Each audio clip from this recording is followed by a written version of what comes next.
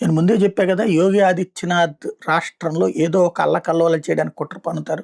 ఎన్నికలు దగ్గరకొస్తున్నటువంటి తరుణంలో ఎస్పెషల్లీ మత ఉద్రిక్తతలైనా సృష్టిస్తారు. లేదా కార్మికుల్ని రెచ్చగొట్టడమైనా జేస్తారు.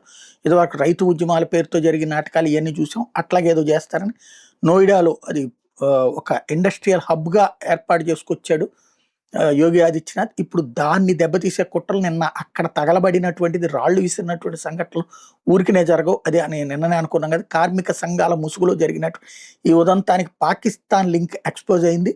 కొన్ని నక్సల్ గ్రూపులు కూడా వీటి వెనకాల ఉన్నాయి అన్నటువంటిది ఇప్పుడు తేలింది.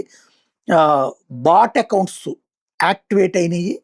టోటల్‌గా అన్‌రెస్ట్ క్రియేట్ చేయడానికి 350 మందిని ఇప్పుడు అరెస్ట్ చేశారు. 9 ఎఫ్ఐఆర్‌లు నమోదు చేశారు.